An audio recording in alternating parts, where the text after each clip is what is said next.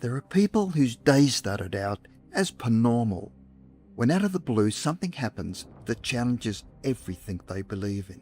These people may be in the city or the country and were either driving or just strolling when they are suddenly transported back to another time where everything they are observing is in the past and the atmosphere is filled with an eerie silence which may last seconds or minutes.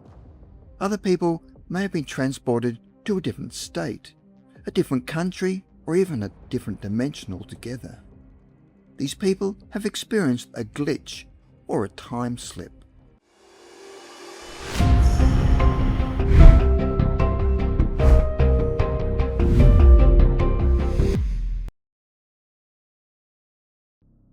Number 5. R.W. Balcom, California, 1962. One day in 1962 and early in the morning, R.W. Balcom and his wife of Live Oak, California, were travelling to Lake Tahoe. A few miles east of Placeville, on Highway 50, they stopped to eat at a quaint old restaurant, which neither of them had ever noticed on any of their previous trips to the region. The food was excellent, and the waitress and cook were so friendly that the Balcoms promised to return. On their return journey, they decided to revisit the restaurant, but it was nowhere to be seen. The Balcoms travelled that route on 3 successive weekends that year, searching for the friendly little restaurant with the good food and friendly service, but it had simply vanished into nothingness.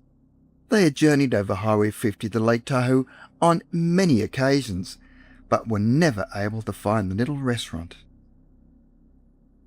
Number 4. Francis E. Peterson, Iowa, 1935. One Sunday afternoon, Francis E. Peterson of Keokuk, Iowa, her husband, and 4 children were returning from a weekend in Missouri. They decided to take a shortcut on a dirt road. They drove down a hill into a valley.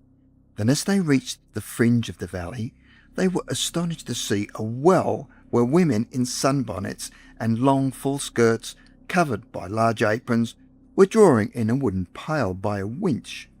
They also observed other women carrying water in pails balanced on wooden yokes across their shoulders. Bearded men who were tending sheep and gathering wood wore loose-fitting trousers, smocks, and large black hats. The Petersons had never heard of such a settlement in the area of St. Patrick, Missouri, and as it turned out, no one else had either. Since that strange event, they'd looked for the Old World settlement and made numerous inquiries of old settlers and relatives in the area, but no one knew of such a valley. Had they been in a time slip and gone back in time? Number 3. Kathy Kramer, Massachusetts, 1960. On August the 15th, 1960, at 7 p.m, 6-year-old Kathy Kramer disappeared from a home on Park Street in Woods Hole, Massachusetts. Local police officers, state police, firemen, a crew of volunteers, and 2 police bloodhounds scoured a 2-mile area while a Coast Guard vessel patrolled the adjacent waterfront. At 9 p.m, 200 airmen from nearby Otis Air Force Base initiated a search for the missing child. Of course, the Kramer household was the first place that was meticulously searched before the original alarm had been issued. In addition, Falmouth Deputy Police Chief Anthony Morgado and Reverend Wilkin J. Kingwell, rector of St. John's Church in Newtonville, testify that they had carefully explored the house 3 times. Yet, amazing as it seems, and after a massive search, at 3 a.m. the young girl was found sleeping peacefully in her bed. When the emotionally exhausted parents asked Kathy where she'd been, the 6-year-old announced that she was not telling. Even after serious questioning from police officers and other parties involved in the search, including relatives, all got the same answer: "I'm not telling." There are theories that a kidnapper had a change of plan and decided that he'd better return the child, making a promise not to tell where they'd been. But surely he would have been noticed. Had some cosmic interdimensional being removed the child for a time for some purpose of its own, then brought it back to our plane of reality with a promise not to betray their secret. Or maybe the child herself had innocently crawled between the spheres of existence. Number 2. Thomas Kessel, Pennsylvania, 1956. Thomas R. Kessel was a brewery worker from Johannesburg, South Africa, who suddenly appeared walking in a street in New York City with no memory of how he had come to be on that street, where the last thing he remembered was leaving a tavern in Johannesburg in April of that year. Thomas had somehow crossed some dimensional wall and suddenly found himself transported to New York. This challenges the adage that the shortest distance between 2 points may not be a straight line. With such an experience as interdimensional travel, apparently the shock led to Thomas Kessel losing his memory. Perhaps the amnesic reaction would be necessary for his survival. The enigma of Thomas R. Kessel and his claim that he suddenly found himself walking a street in New York City after leaving a pub back in Johannesburg is reinforced by the problem of just how the man could have entered the country unnoticed. The man did not recover his memory until he had undergone a couple of psychiatric sessions. He had no passport, yet he could not have boarded either a ship or an airplane without one. Number 1. Carmen Chaney, 1936. One day Carmen and her aunt were crossing an intersection when she suddenly noticed a strange old lady in black. The old woman moved slowly with difficulty, as if her legs were not functioning properly. Assuming that the lady must be ill, Carmen and her Aunt Frankie ran out into the street to help her. When the old lady saw the two women approaching her, she just panicked, as if she wanted no one to approach her. When they were about 20 feet from her, they noticed her large, blazing eyes set deep in a chalk-white face, the skin of which appeared to be stretched tightly over a skull. She was about 5 feet tall, thin and scrawny. Snow-white hair showed in wisps under her large black hat. She wore a high-necked, long-sleeved dress and high-buttoned shoes, and overall her clothes appeared something from the turn of the century. Her black hat, as well as her dress, was so old to the point of decay, as both had turned greenish. She carried no bag or purse. She looked quite a pathetic figure. By this stage, several of the neighbours on the block were also watching the strange old lady retreating from the two well-meaning young women.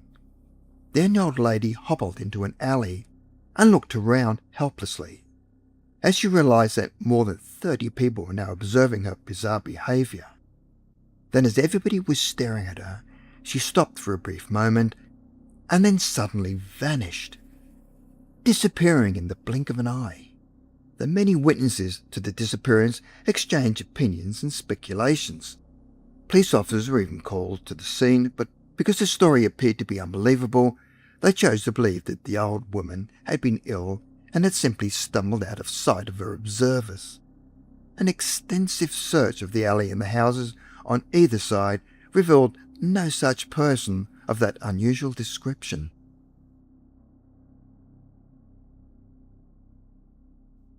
The following are timeslip stories or glitches in time, where this strange phenomenon happens where a moment from the past spontaneously intrudes on the present through seemingly unexplained means.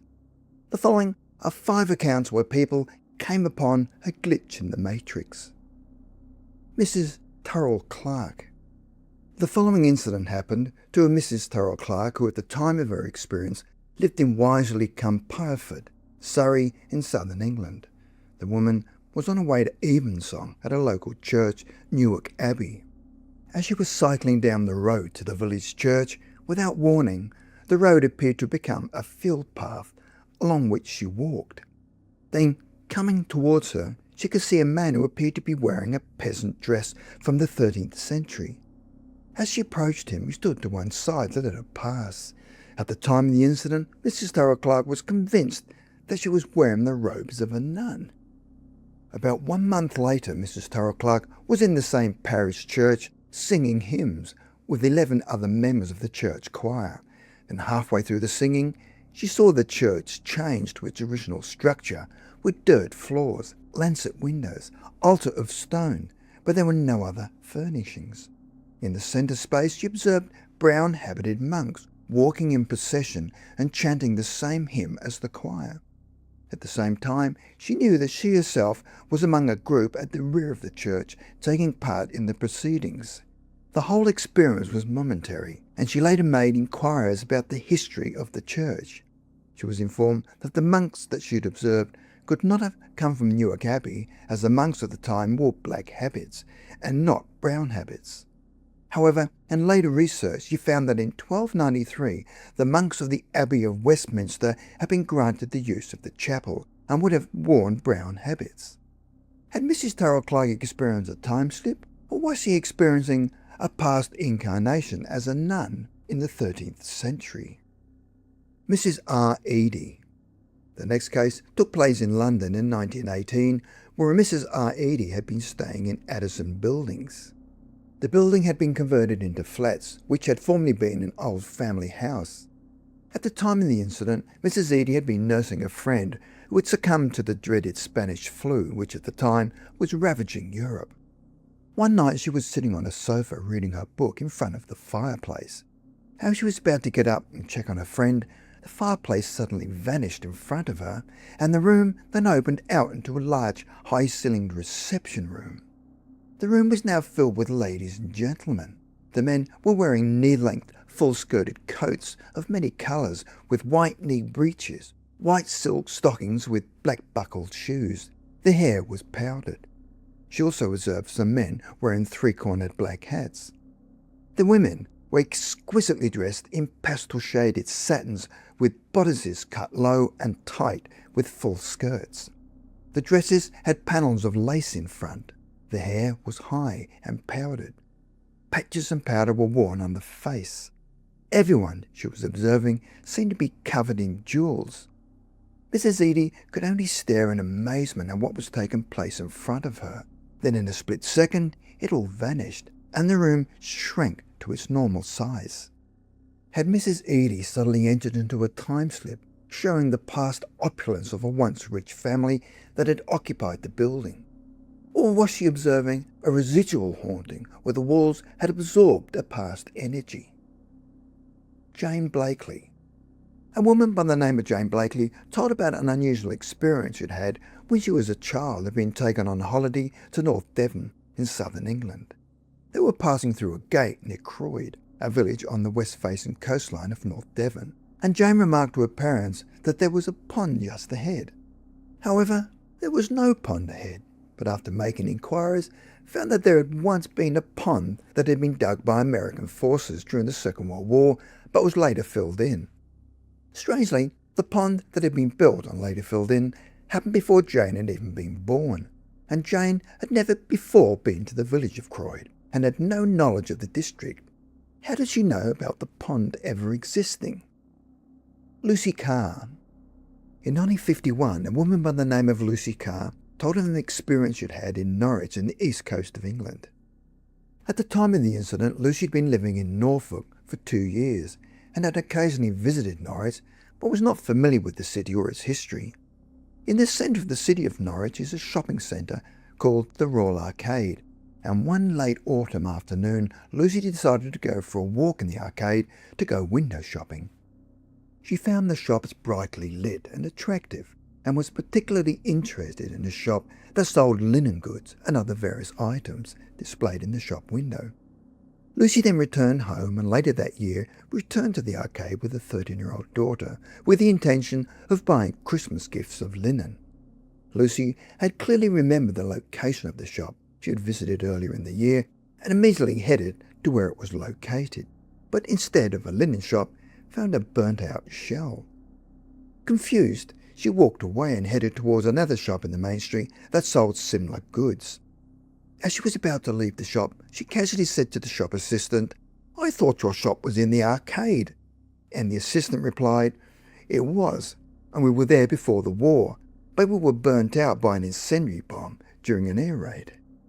Yet Lucy Carr had visited the shop just a few months previously, and it was still in its original location and brilliantly lit. What would have happened if she had decided to enter the shop and purchase some linen? What would she have experienced? Neil Allison. In the following incident, an RAF officer by the name of Air Vice Marshal Neil Allison and his wife were on holiday in Invergarry, Inverness, Scotland. The couple were staying at the only hotel in town and were fortunate enough to encounter good weather for the 2 days they intended to stay there. They had decided to take a casual walk that was not too strenuous, as his wife was not strong at the time, and they did not want anything that was too taxing on her health. They asked the front desk for directions and were told that if they walked beside the nearby river, they would eventually come to a bridge and then return along the far bank. They set off on their short journey by the river alongside Scots firs that filled in bright sunlight. They had not gone too far when the husband spotted a wooden trestle bridge over the river. He then informed his wife that there was only a short distance to go, and as they emerged from amongst the trees, there was no bridge to be seen, and would have to walk another half-mile along the river before an actual bridge appeared. The bridge was not wooden but was an iron trestle bridge, which they crossed before heading back to the hotel. By the time they reached the hotel, Neil was tired and his wife was totally exhausted, whereupon Neil Allison complained that he had been misled regarding the closeness of the bridge. The front desk appeared unperturbed about the ordeal and said, "Ah yes, the old wooden trestle bridge. It was washed away many years ago. Did you go over the iron bridge?" Had Air Vice Marshal Neil Allison for a split second seen a ghost bridge, or had he momentarily been caught in a time slip? If you're enjoying this video, don't forget to hit like. It really helps to keep the channel growing. And if you're new here, subscribe and tap the bell icon so you never miss our latest videos. We've got lots of strange and fascinating stories coming up, and we'd love to have you along for the journey. The following story is so bizarre that it has taken on a legend as strange as the Flying Dutchman. The Flying Dutchman was a sailing ship that was doomed to sail forever without reaching port. It is an extraordinary story that enters into the realm of both mythology and fantasy.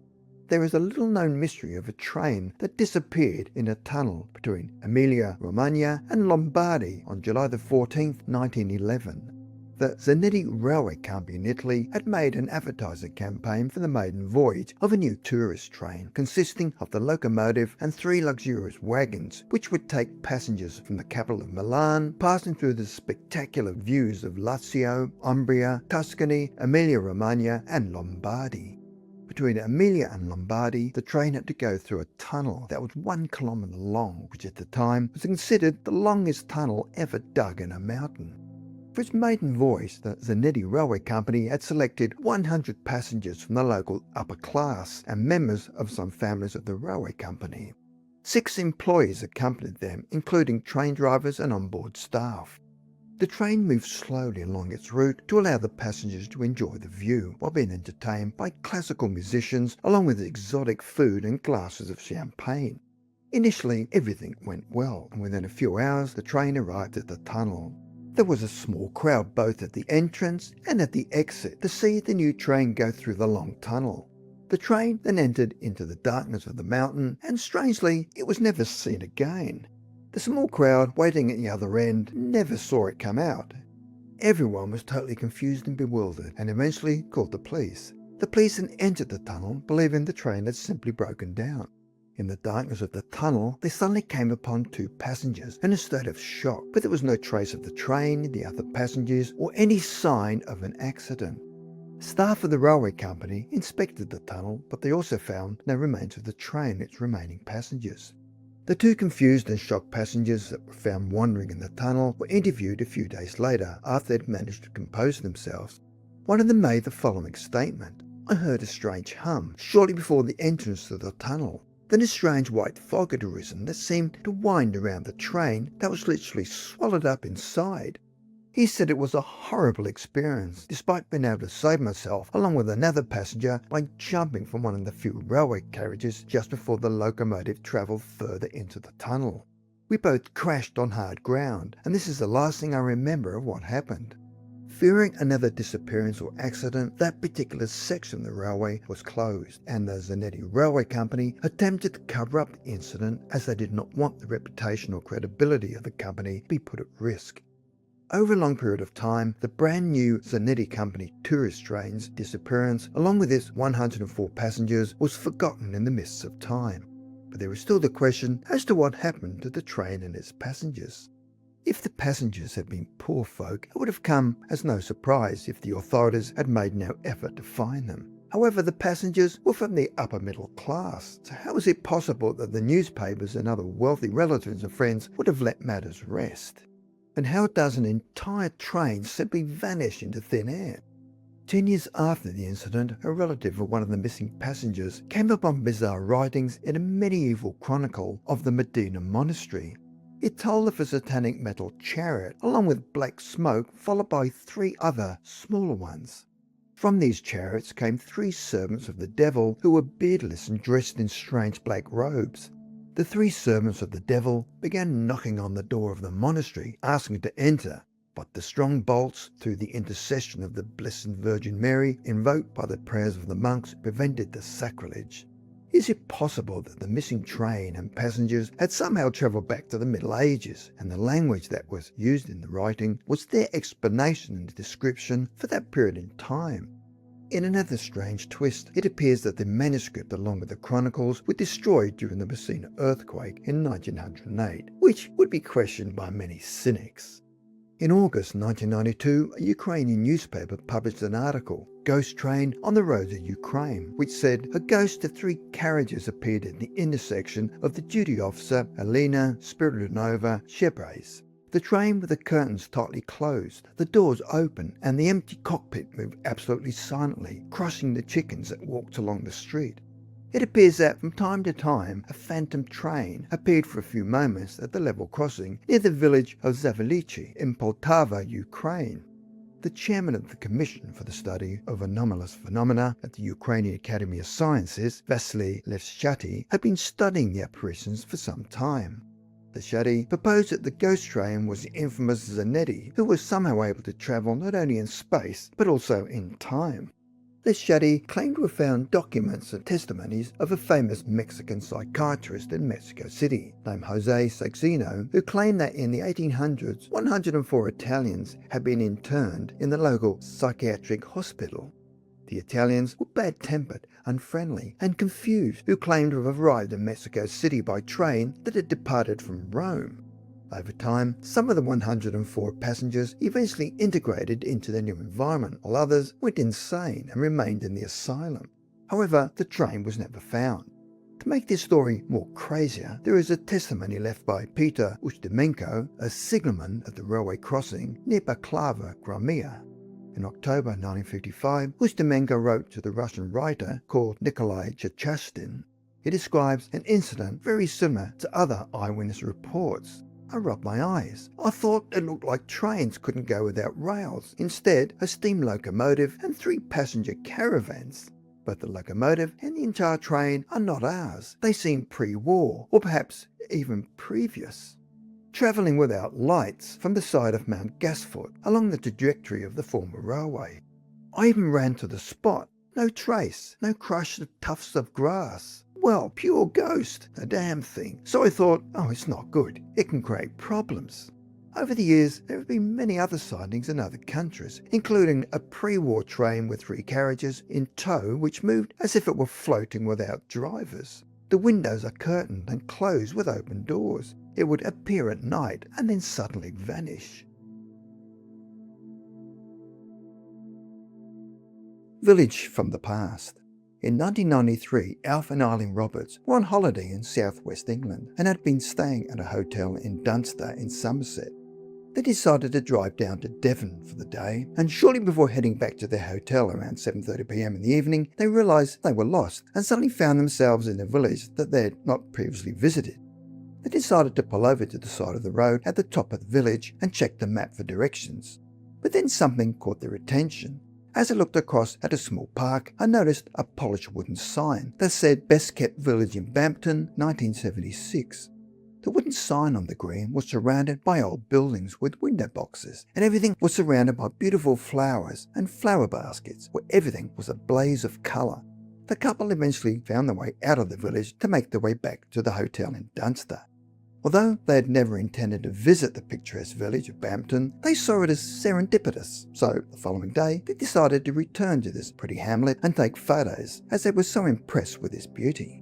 The following day they made their way back to the village of Bampton, but were totally shocked to see that everything had changed and looked totally different.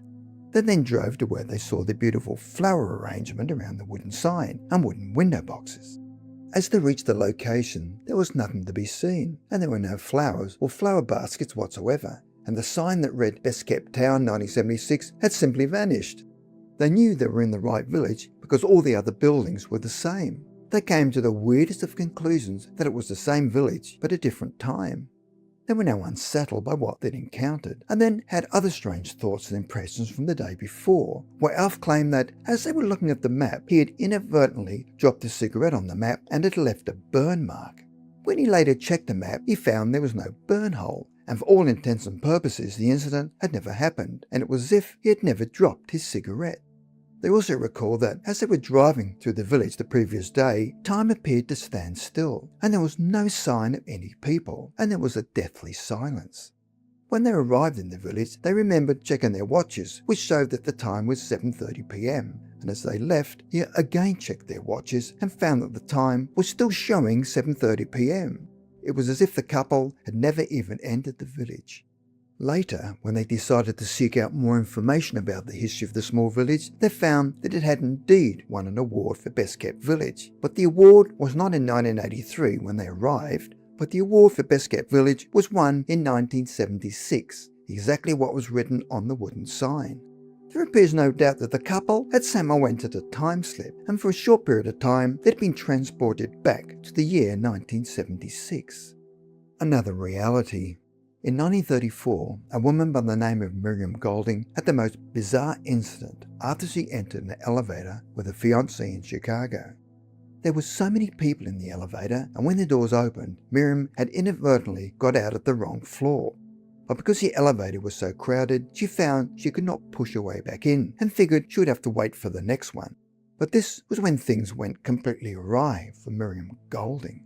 As she looked around, she found she was no longer in the store, but instead found herself standing at a busy railway station. But how did she get there? The railway station was abuzz with activity, with many travellers rushing to the train amid the sound of the announcements of arrivals and departures. How did this place have any connection with the store she'd just been in? And she tried to join up the dots in her head as to how she could be one moment be in a store and the next on a busy railway station. Believing there must be a simple explanation to what had just happened, she made her way to an information booth to seek further clarification as to her whereabouts, but found that the woman in the booth completely ignored her, as if she were invisible. Now totally bewildered, Miriam left the railway station, and when she got outside, found the weather mild and sunny. When she was in the store in Chicago, it was autumn, and the weather she was now observing told her it was definitely not autumn, and she quickly realized she was no longer in Chicago. Miriam walked around in a confused state, trying to get her bearings. And as she looked around, she noticed that everyone around her seemed to ignore her, as if she were not there.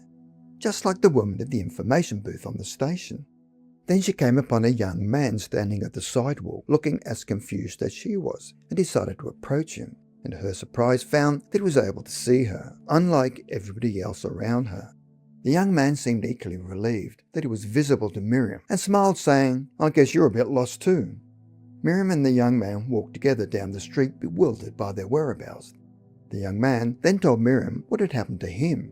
He said he'd been playing tennis in Lincoln, Nebraska, and had gone to the locker room, but when he came out of the locker room, he found that tennis courts had disappeared, and in its place was a huge railway station. It was the same station that Miriam had appeared after exiting the elevator. The two kept walking until they reached the ocean, and over the waves they could just make out a sandbar where several women were sitting and casually chatting amongst themselves. Then Miriam was able to identify one of the women as being her fiancé's sister. Then the woman out on the sandbar appeared to notice Miriam and began waving and shouting to her.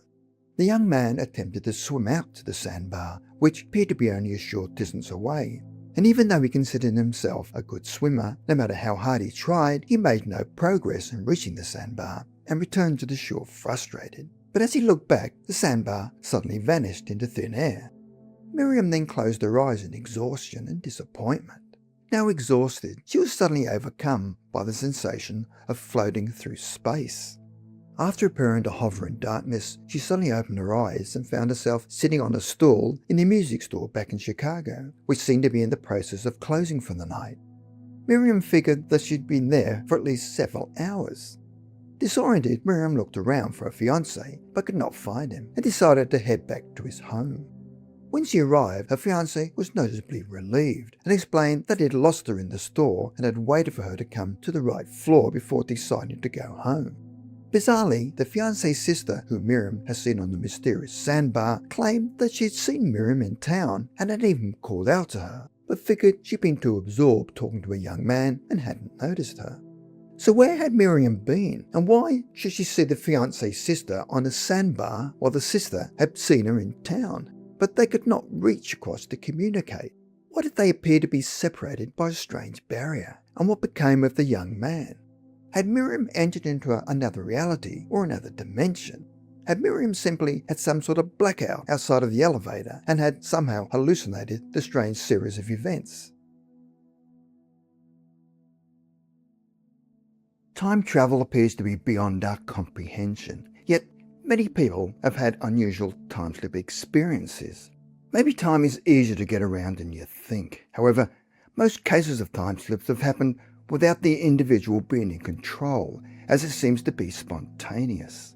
The following are 4 classic cases of time slips. The old black sedan.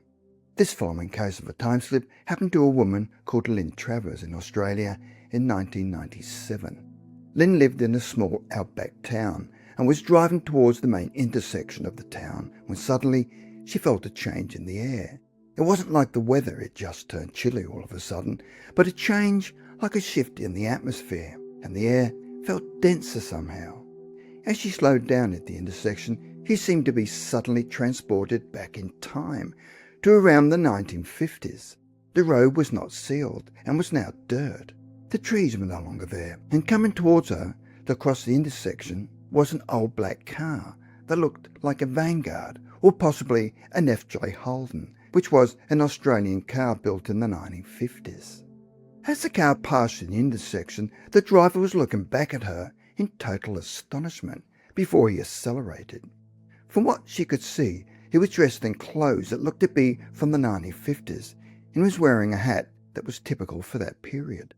The whole episode lasted perhaps 20 seconds and was repeated at least 5 times in the period that she lived in the town, and the time slip always happened at the exact spot. She tried to make out the registration number, but the car was covered in dust.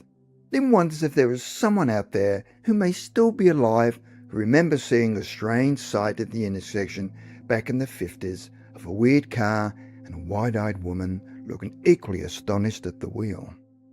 The vanishing farmhouse.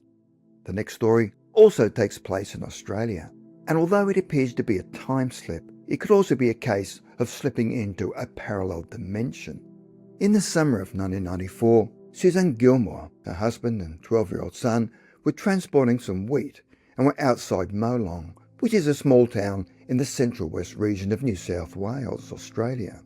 They drove past a for sale sign on a farm gate, along with the agent's details.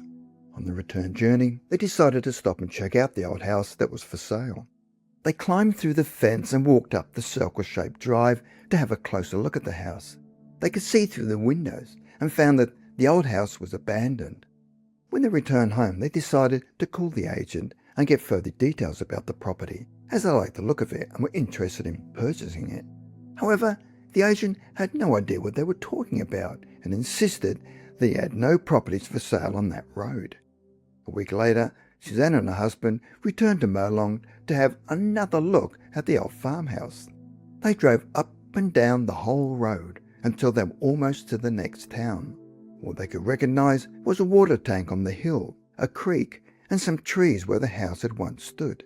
There was no gate, driveway, or real estate sign, and no house. They knew they were at the right place, but at the wrong time. The old woman. Derek Elliott talked about a time-slip event that happened to his father when he was a little boy.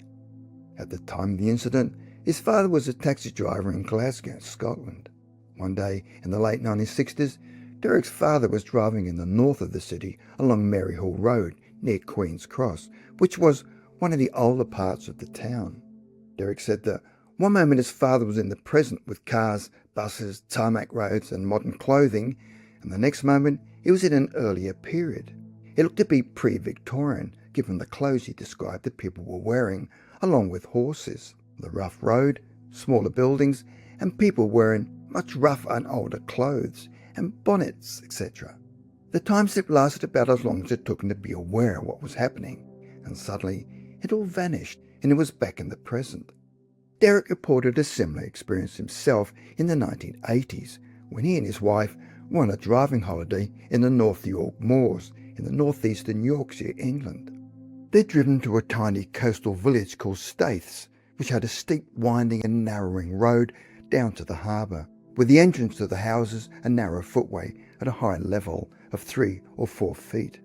They parked at the top of the village where the tourist buses and cars had to stop, and then walked the rest of the way down. What Derek remembered was a brilliant sunny day with lots of other people around, but as they made their way further down, everyone around them appeared to have vanished, and there was nobody else there except for Derek and his wife. All of a sudden, an old woman appeared on the footway opposite them, and it became cooler and duller. She then asked, in what seemed to be an old-fashioned and very polite way, what year was it? Derek realises that old people can get confused, which could have been the case with the old woman. But what stood out vividly was the clothes that the old woman was wearing, which appeared to be handmade and rough with hand-sewn buttons. The buttons were really big compared with modern ones. Her shoes were old-fashioned, with much higher and chunkier heels than you see an older person wearing today. In the time it took Derek to turn to his wife and say, "Do you see that?" she had simply vanished. The sun was back in the sky, and the people had all returned. Fortunately for Derek, his wife had also seen the old woman and had felt the same chill. Although Derek Elliott's experience was very similar to the traditional ghost story, most ghost sightings are explained as individuals who appeared out of their normal location or time. But quite often, the ghost seems to change the surroundings of the witness, which gives the impression of a time slip. As for Derek and his wife, was this a glimpse into another time, or did the old woman actually travel in time? Another interesting side to this story is that his father had also witnessed a time slip about 20 years before, which asked the question, is it some strange gift or unusual ability that runs in the family? Because most people never experience a time slip, but on this occasion, 2 members of the same family experienced a time slip 20 years apart. Now that's very strange. Queen Joan of Navarre. The following time slip case was experienced by a woman called Alice Pollock. Alice was visiting Leeds Castle in Kent in southeast England and was experimenting in Henry V's rooms by touching objects as she wanted to experience events from another time. Initially she had no luck and had received no impressions at all. But all of a sudden the room changed, where it lost its modern look and comfortable appearance and was now cold and bare. There was no longer a carpet, and there were logs burning in the fireplace. She was observing a tall woman in a white dress pacing up and down the room. When Alice studied the woman's face, she appeared to be deep in concentration and looked worried. Suddenly, the room converted back to its original state. When she later did some research on the room, Alice found that the room had been the prison of Queen Joan of Navarre. Queen Joan had been Henry V's stepmother, and her husband had accused her of witchcraft. Queen Joan died in 1305 in childbirth, but Bishop Guichard of Troyes in northeastern France was arrested in 1308 and accused of killing her with witchcraft. Can a witness actually trigger a time slip where they blank their mind out at the precise moment and a time slip occurs? It could also be a case of the stone tape theory, where ghosts and hauntings are similar to tape recordings where mental impressions during emotional or traumatic events can be projected in the form of energy recorded onto rocks and other objects and replayed under certain conditions. When Alice Pollock went around touching various objects, had she somehow triggered an energy field that had held the memory of a previous time? The stress Queen Joan of Navarre felt in that room, fearing for her life, could have been absorbed by certain objects in the room.